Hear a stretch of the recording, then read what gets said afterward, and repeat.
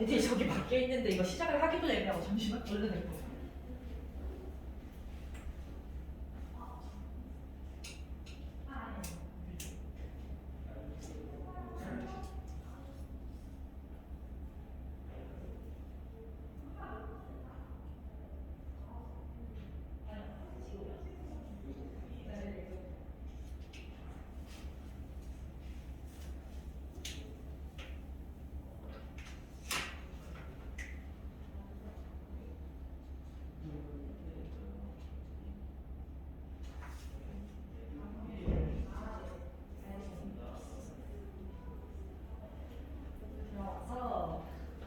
자, 이제 시작할 수 있어.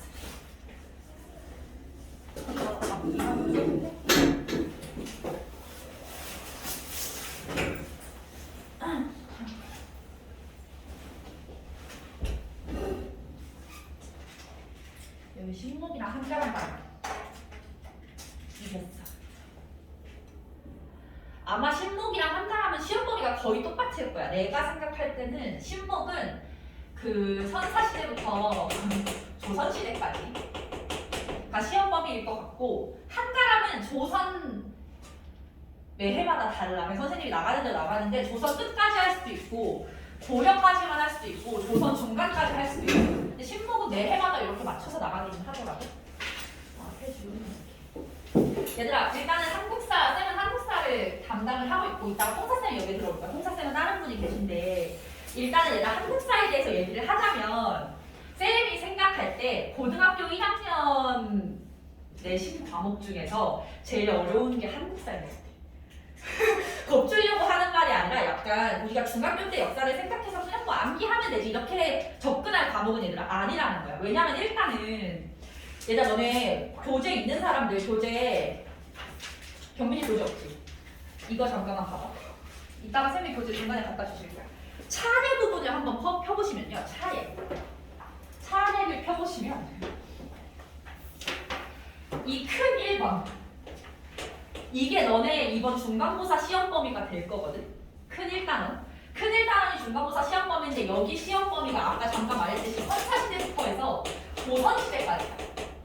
선사시대부터 조선시대까지. 근데 너네가 선사시대부터 조선시대까지만 얼마나 많은 양이냐면 중학교 2학년 때 1년 동안 배웠던 양인 거거든.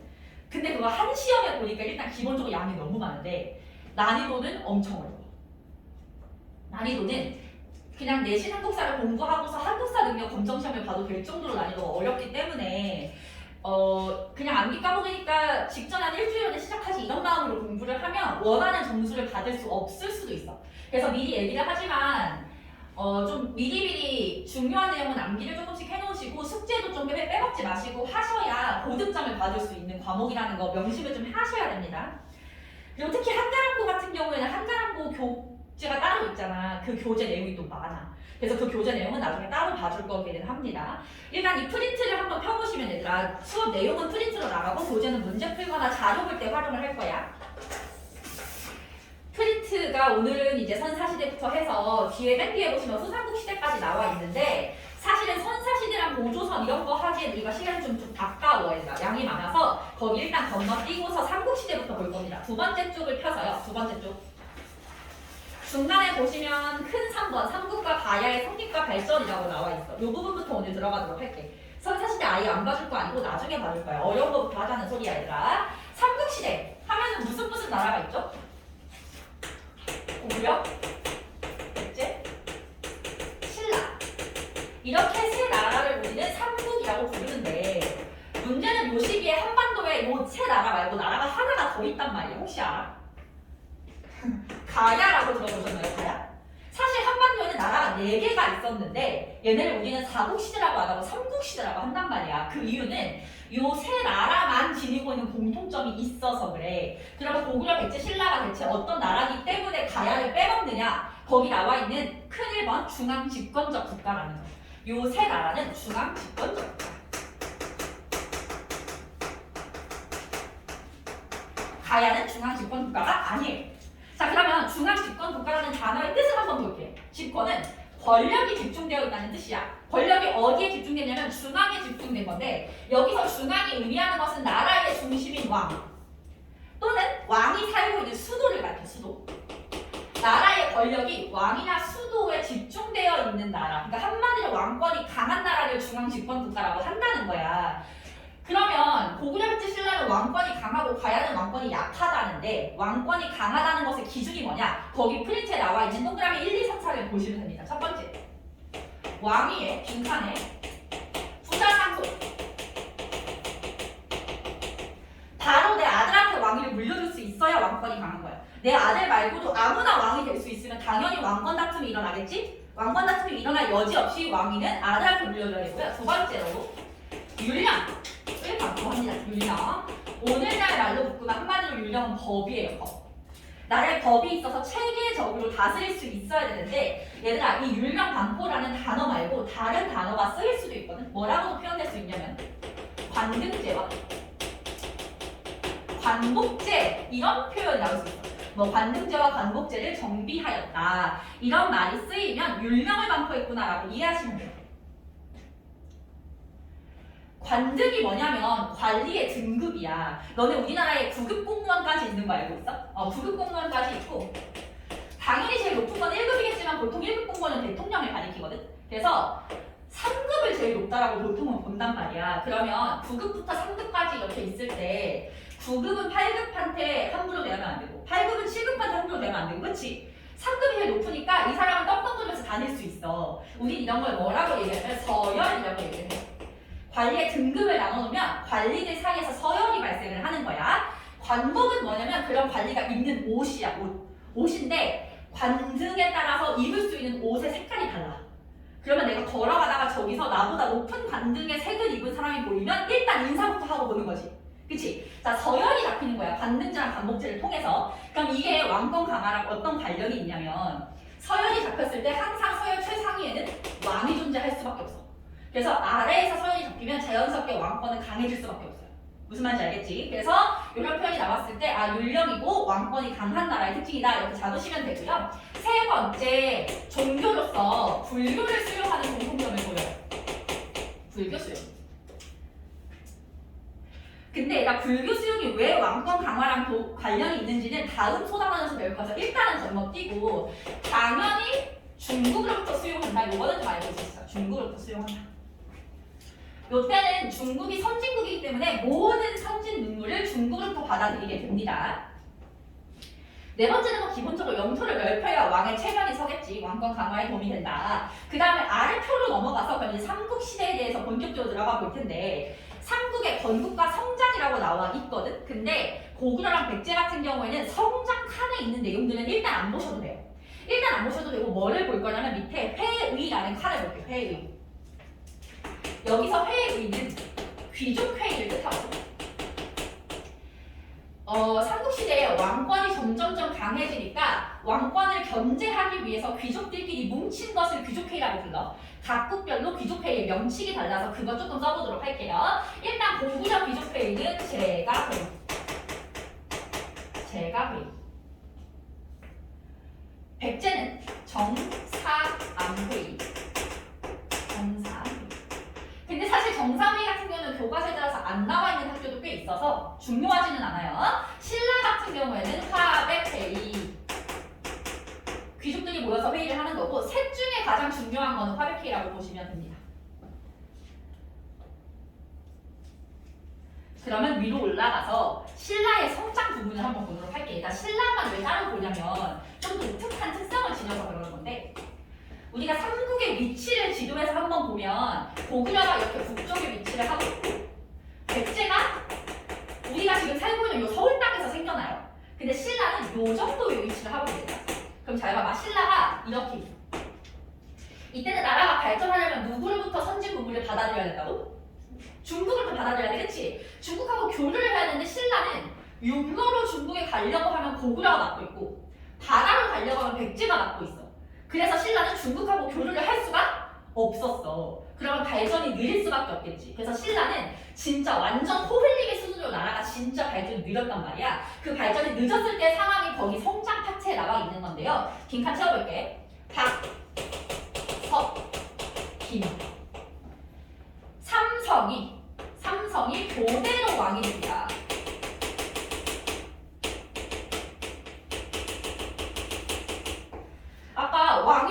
부자 상속을 해야 왕권이 가는 거라고 했는데 아들은커녕 아예 내 가족이 아닌 사람이 왕이 될 수 있는 상황이잖아. 그래서 굉장히 왕권이 약했다는 걸 알 수 있어 신라. 근데 그러다가 신라도 점점점 왕권이 강해지면서 변화하는데 빈칸에 내물왕이라는 왕 때부터 김씨가 독점 세습하게 돼. 김씨 독점 세습. 그래서 우리나라에 김씨가 제일 많은 성씨잖아. 그 김씨 중에서 경주 김씨가 혹시 있으면 경주 김씨는 이 신라의 귀족 출신이라고 생각하셔도 돼요. 오케이. 그래서 요 김씨가 독점 세습을 한 게 내물왕 때부터다라는 거 보시면 되고요. 가야 잠깐 볼게요. 가야는 이렇게 백제랑 신라 사이에 요 정도 위치에 존재를 하고 있었던 나라거든 얘들아. 근데 요 나라가 어느 동네 생각하면 되냐면 너네 이순신 장군의 한산도 대첩 들어갔지. 그 동네야. 그래서 완전 바다 쪽이고요. 여기는 뭐가 많이 나냐면 거기 빈칸에다가 철기를 그렇게 많이 생산해. 철. 오늘날 우리나라에서 얘들아 철 만드는 공장들 있지. 그런 게 전부 다 이 동네에 있어. 그 정도로 여기는 철이 기본적으로 많은 나라인데 철이 많다 보니까 다른 나라에 팔아서 돈을 많이 벌었거든. 빈칸 써보시면요. 여기에 북쪽에 남랑이라는 동네가 있어. 얘가 남랑이라는 동네 안 중요하니까 이게 뭐지 생각하지 마세요. 일단은 남랑이라는 동네에 팔고요. 외라는 동네에 팔았어. 외는 일본이겠지. 그래서 철을 남랑과 외 사이에서 파는 그 행위 자체를 뭐라고 부르냐면 중개무역이라고 하는 거야. 빈칸에 중개무역. 남랑과 외 사이에서 중개무역을 해서 철을 팔아가지고 돈을 많이 벌었다. 근데 돈은 많이 벌었지만 중앙 집권을 못했기 때문에 삼국시대 안에 들어가지 못한다. 이렇게 보시면 됩니다. 자, 그럼 이제 아래 표를 볼 텐데 삼국의 중앙 집권화라는 표 전체에 별표를 하시고요. 요게 약간 가장 기본적인 내용이라고 보시면 돼요. 가장 기본적인 내용.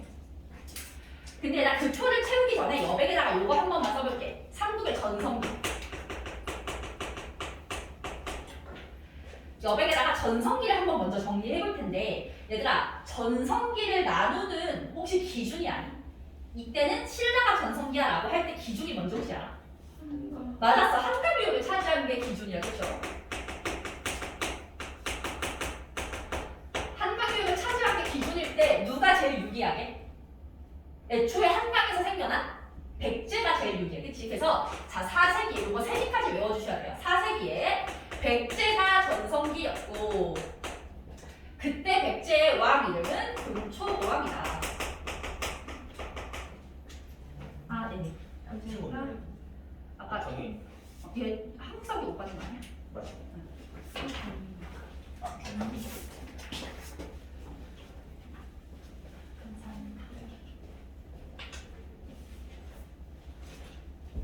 금초고왕.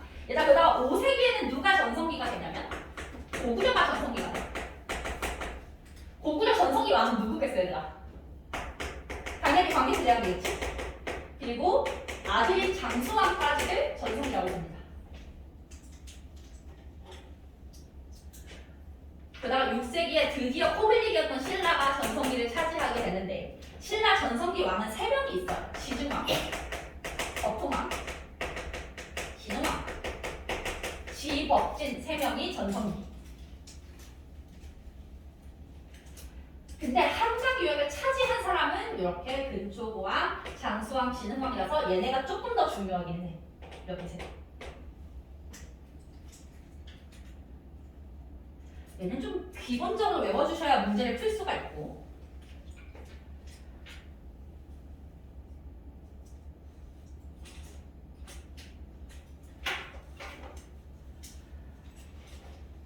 아래 얘들아 삼국의 중앙 집권화 표를 이제 그럼 본격적으로 세워봅시다. 이게 뭐냐면 요거 왕의 부자 상속, 율령, 광포, 불교 수용을 각 나라별로 어떤 왕 때 하게 됐는지에 대해서 보는 거야. 요거 학교마다 아예 정리해주는 샘플도 있을 정도로 중요한 내용이니까 잘 정리해봅시다 한번. 자, 고구려부터. 고구려. 율령, 광포 일자 쓰세요. 4세기에 소수리만.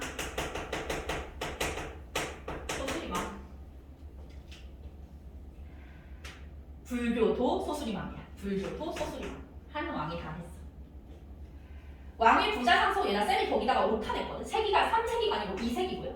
2세기에 고국 천왕. 물론 이 사람 세기는 별로 중요하지는 않아요.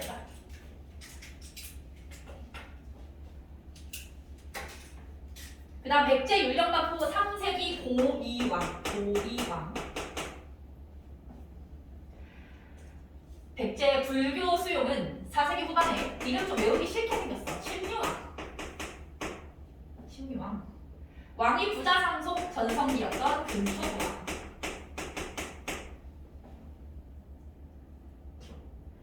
신라 율령. 내가 율령 한 글자로 하면 법이지. 이름 자체에 법이 들어가는 법흥왕.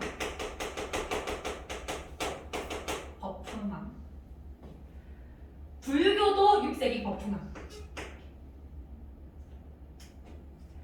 근데 신라는 부자 상속은 아예 없는 셈 치셔도 돼요. 그냥 빈칸하게 외면해서 써놓긴 했는데 그냥 아예 X 치셔도 돼요. 왜냐하면 신라는 골품제라는 신분제가 있는 거 알고 있지 얘들아. 그래서 어떤 신분이냐가 중요하지 누구 뭐 아들이 이런 게 크게 중요하지는 않아. 그러니까 내가 아들이 없으면 그냥 같은 골품 내에 있는 사람을 왕으로 등극시키는 시스템이었기 때문에 중요하지 않습니다. 자 그럼 이제 요거는 외우셔야 되는데 쌤이 웬만하면 외울 시간을 좀 주고 싶은데 우리 중간고사 때는 시험 범위가 너무 많아서 좀 진도를 빨리 빼고서 나중에 외우는 거 도와줄게. 일단 넘어갈게. 뒷장.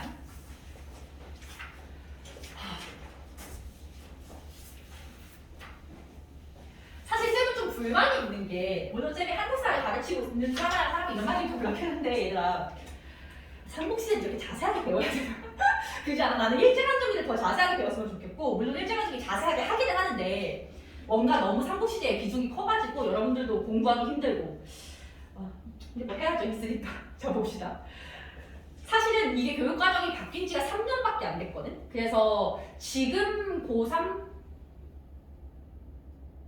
지금 고3 때부터 교육과정이 바뀐 거야 얘들아. 그 전에는 이 부분을 진짜 훨씬 자세하게 배웠었어. 그나마 줄어든 상태에서 너네가 공부했어서 다행이라고 보고요. 삼국간 항쟁 얘들아 거기 표가 나와있고 글씨가 작은 거 좀 미안하긴 한데 여러분은 뭐 어리니까 잘 읽으실 수 있죠? 쌤은 점점 노안이 오고 있어서 이 글씨가 잘 안 보입니다. 자 얘들아 요거 쌤이 하나하나 설명하면서 볼 테니까 잘 따라와 보도록 하세요. 이게 세로로 봤을 때 고구려 백제 신라가 고구려 백제 신라 옆에 적혀있는 거 수도야 얘들아. 수도를 한번 볼게. 고구려는 맨 처음에 졸본이라는 동네에서 세워졌다가 나중에 국내성이라는 동네로 수도를 옮깁니다. 졸본, 국내성. 백제 수도는 서울이잖아, 그치? 당시 서울을 한성이라고 불렀어. 신라 같은 경우에는 한 번도 수도가 바뀐 적이 없죠. 금성이고요. 금성 오늘날의 경주죠. 불국사 있는 동네. 그러니까 수도들은 좀 기본적으로 보셔야 되고 우리가 전성기를 4세기, 5세기, 6세기 이렇게 나눠서 보니까 이렇게 나눠서 보도록 하고요. 백제부터 일단 볼게. 제일 먼저 전성기였던 백제 역사를 보시면 쌤이 거기다가 고이왕 하나만 적어놨잖아. 그것만 하나 체크하자. 3세기에 고이왕이라는 왕 때 아까 앞에서 배웠듯이 율령을 반포했지.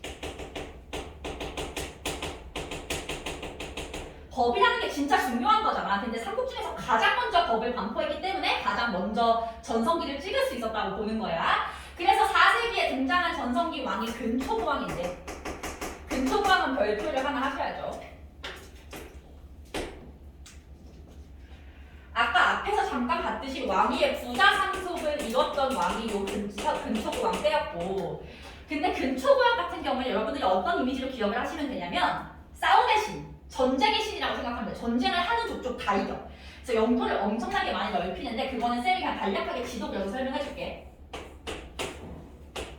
일단 그 당시 백제는 이렇게 한강 유역 요 정도밖에 영토가 넓지 않았었어. 근데 일단 어디로 올라가냐면 고구려를 칩니다. 고구려를 쳐서 평양까지 차지하게 되고요. 거기 프린트에 내가 어떻게 표시했냐면 근초고왕이 위로 올라가서 고구려 쳤다 이게 화살표고요. 거기 옆에 무슨 전투라고 나와있지? 전투 이름 한번 써볼게. 평양성 전투.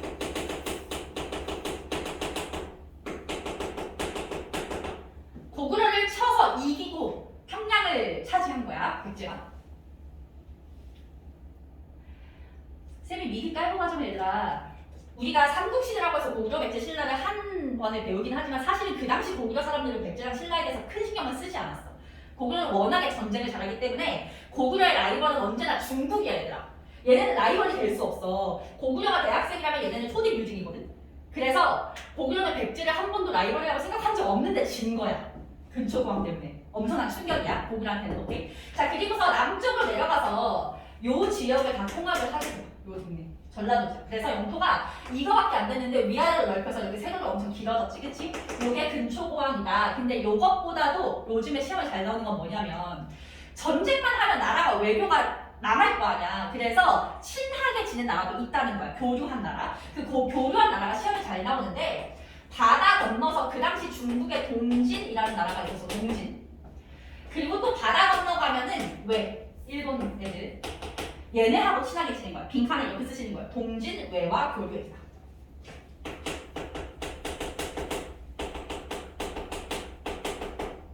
백제랑 일본의 사이가 진짜 좋았어요. 자, 그러면 얘들아 고구려 입장을 한번 생각해보자. 아까 말했듯이 고구려는 대학생이고 백제는 초딩 수준인데 초딩한테 진 거야. 엄청나게 충격을 받은 거지. 그럴 때 그 상황에서 왕이 됐던 것이 소수림 왕인데요. 소수림 왕 별표하시고 아까 앞에서 잠깐 이름 나왔던 거 기억나지 얘들아? 소수림 왕은 생각했어.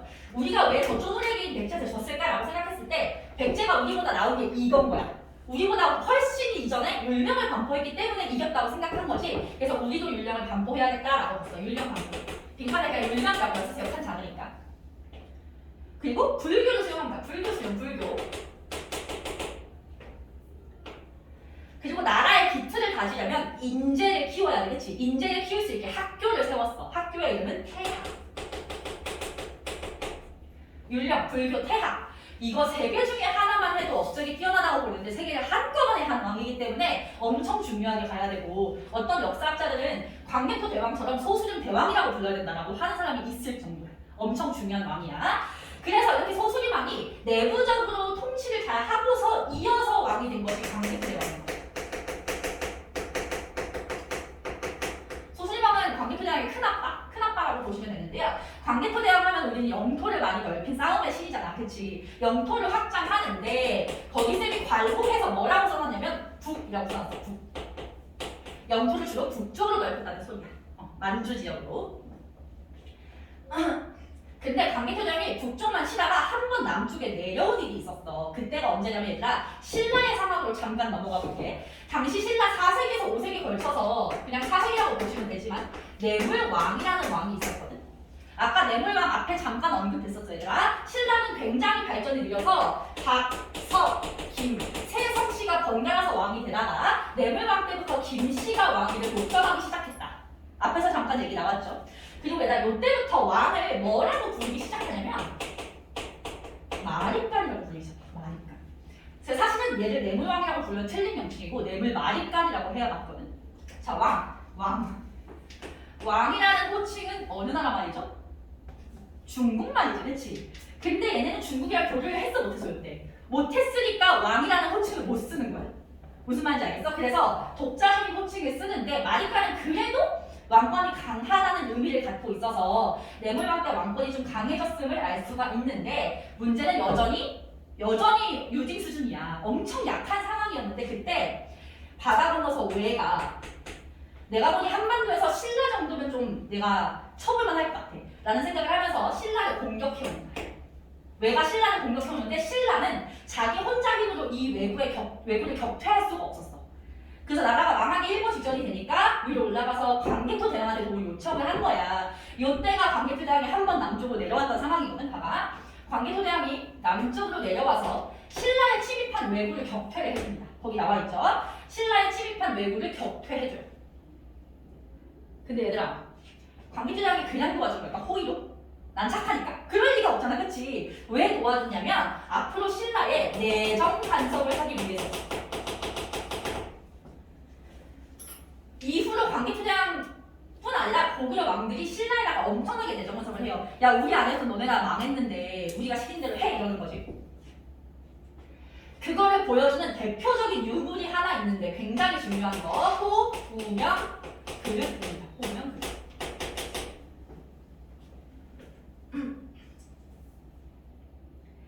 호구명 그릇은 이따가 교재에서 확인을 할 건데 신라의 어떤 왕의 무덤에서 발견된 그릇이거든. 신라 왕 무덤에서 발견된 그릇이면 되게 중요한 물건일 거 아니야. 근데 거기에 광개토 대왕이라고 적혀 있는 거야. 이게 아까 우리나라 치면 되게 자존심이 상하는데 우리나라 대통령이 돌아가셨는데 거기 무덤에 미국 대통령의 사인이 남겨진 물건을 같이 묻는 거랑 같은 상황인 거야. 그러니까 거의 속국 수준이라는 거 느껴지지. 그만큼 내정 가설이 심했다는 걸 보여주는 근거가 바로 호우명 분류식이고요. 어쨌든 그게 신라 뇌물왕 때이고 고구려 광개토대왕의 업적이다. 고구려 광개토대왕의 업적은 요게 시험에 잘 나오는 거야. 자, 그 다음에 광개토대왕 죽고 나서 아들인 장수왕이 왕이 되는데 장수왕 별표 하시고요. 장수왕은 아버지를 닮아서 전쟁을 굉장히 잘했는데 문제는 영토를 북쪽으로 더 올라갈 수가 없어. 왜냐면 아빠가 완주를 다 차지했기 때문에 여기서 더 올라가면 그냥 시베리아야. 그러니까 남쪽으로 내려갈 수밖에 없다는 거지. 남쪽으로 내려가기 위해서 수도를 평양으로 옮기자. 평양 전도.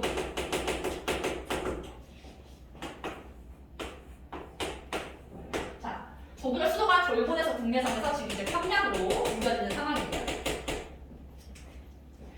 국내성이라는 곳이 요 동네에 있거든, 얘들아. 근데 남쪽으로 내려가려면 수도를 평양으로 옮겨야 군대를 빨리빨리 이동시킬 수 있으니까 내려온 거거든. 장수왕이 남쪽으로 내려온다고 하면 누가 쫄 것 같아? 당연히 백제가 쫄겠지. 왜냐면 백제가 한때 이런 일이 있었으니까 백제가 쫄았어. 근데 신라도 같이 쫄죠. 왜냐면 백제가 먹히면 그 다음은 자기네 차례일 거 알잖아. 그래서 요 장수왕이 평양으로 천도하자 백제랑 신라가 손을 잡기 시작해요. 그것을 나제 동맹이라고 해요. 나제 동맹. 신라와 백제가 동맹을 맺었다. 근데 얘들아, 초등이랑 유등이 손잡고 공격한다고 대학생이 무서워할까? 그럴 리가 없겠지. 그치? 고구려 그냥 무시하고 한강유역 치는 겁니다. 장수왕 한강유역을 차지했어요.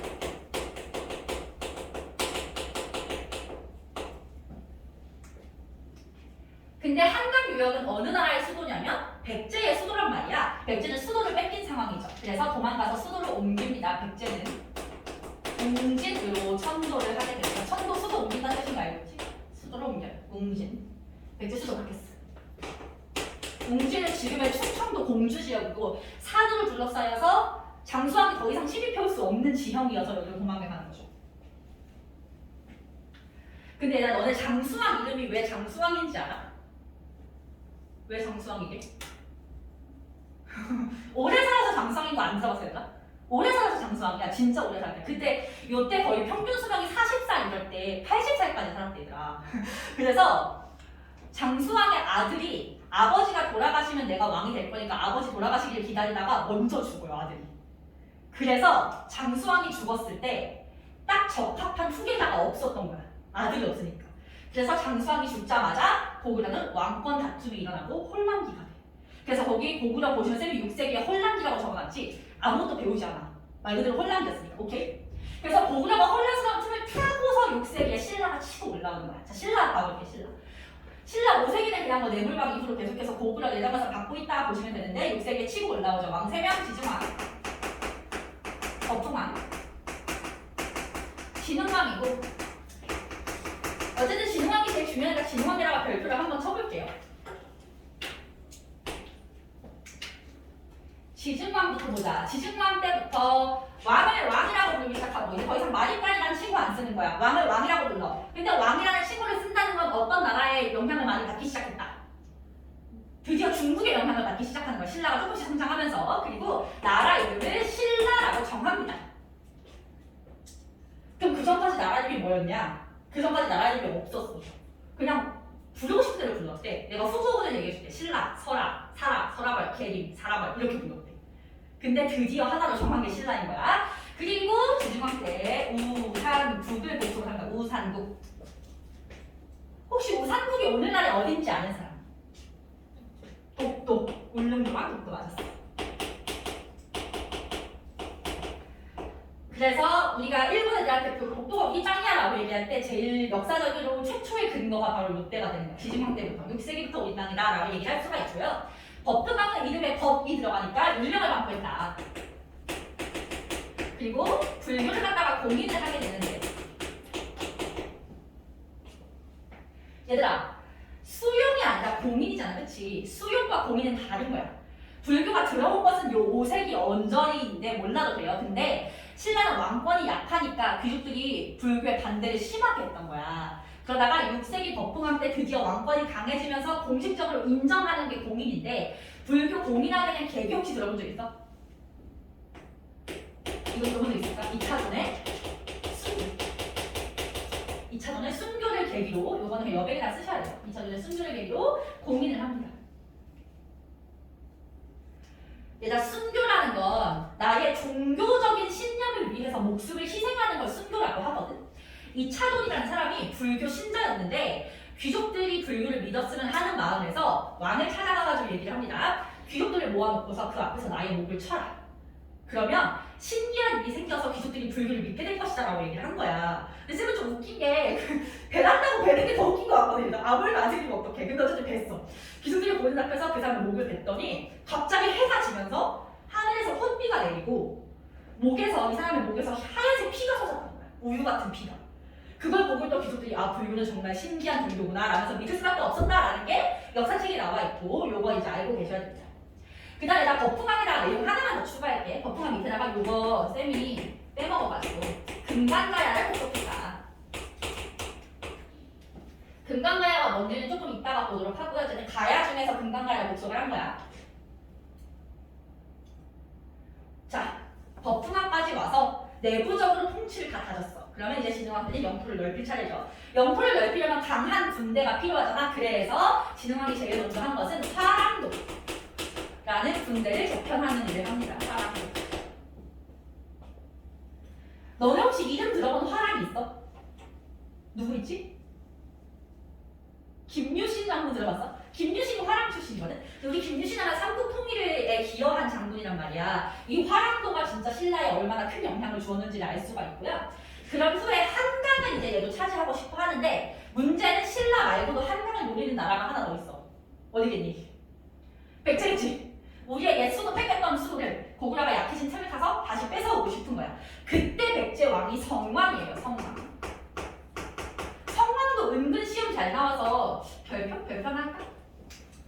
성왕을 보통은 백제 제2의 전성기라고 부르거든. 성왕은 요때 백제가 고구려한테 수도를 뺏겨서 웅진으로 도망가고서 계속해서 세택이었지만 다시 힘을 키워가지고 전성기를 차지한 사람이야. 그래서 이 사람은 수도를 한 번 더 옮깁니다. 사비총. 백제 마지막 수도 사비. 사비는 웅진 옆 동네이긴 한데 평야지대여서 더 살기 좋은 동네였다고 해요. 새 출발을 위해서 수도를 옮겼고 이제 성왕도 한강을 갖고 싶고 진흥왕도 한강을 갖고 싶은데 마침 우리가 옛날에 낮에 동맹을 맺은 적이 있네. 그러니 우리 둘이 힘을 합해서 고구려를 공격해서 한강을 빼앗아 오자라고 하는 거야. 둘이 같이 힘을 합해서 한강 유역을 차지했어. 한강 유역 차지했어. 그러면 당연히 이게 상식적으로 한강이 이렇게 흐르면 신라가 반을 가지고 백제가 반 가지고 이렇게 해야 될 거 아니야. 근데 그거를 진흥왕이 배신을 때려요. 진흥왕이 배신을 때려서 백제를 공격해서 한강을 전부 다 차지해버려. 오케이? 진흥왕이 한강 유역을 전부 차지합니다. 성왕 열받겠지? 성왕 엄청 열받은 상태에서 내가 진흥왕의 목을 베어버리겠다라면서 신라로 가는 길에 매복해 있던 신라 군대에 의해서 죽어요. 그러면서 성왕의 역사가 끝나요. 좀 불쌍하지 않니? 그 성왕이 죽었던 지역을 써볼게더라. 반산성에서 전상나.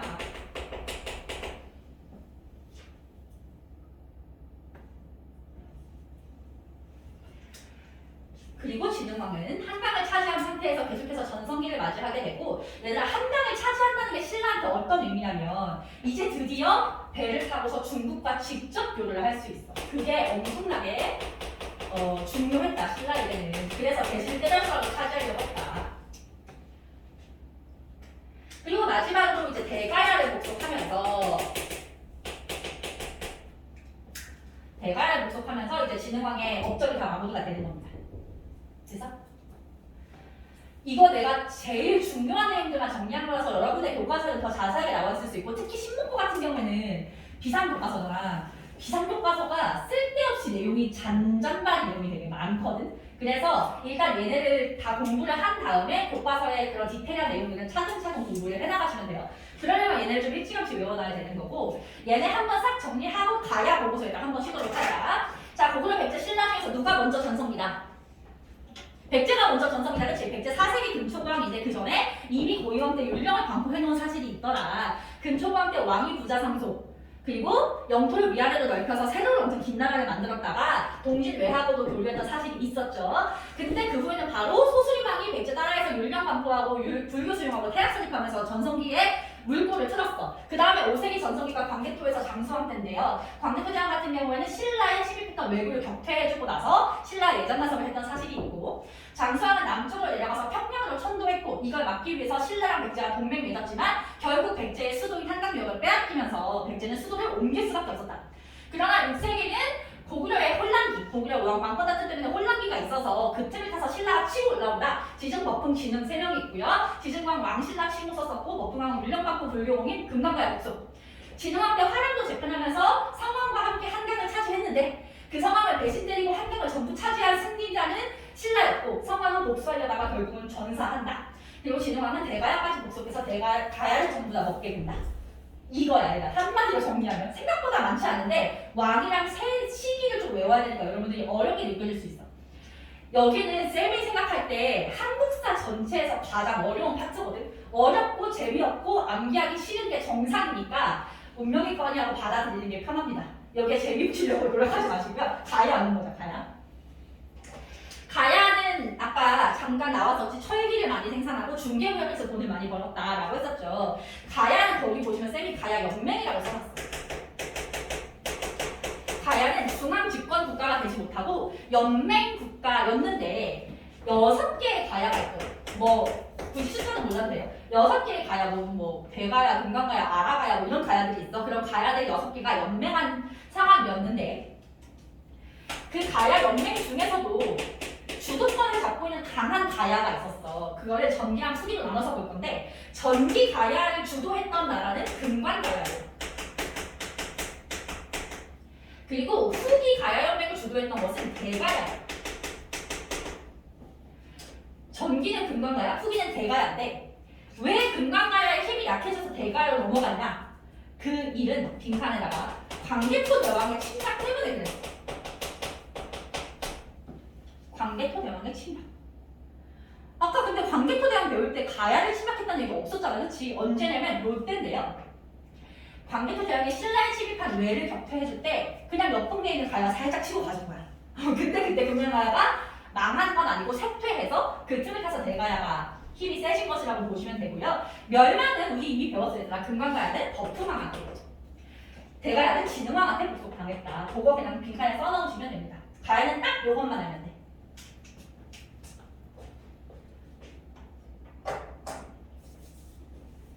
됐어, 얘들아?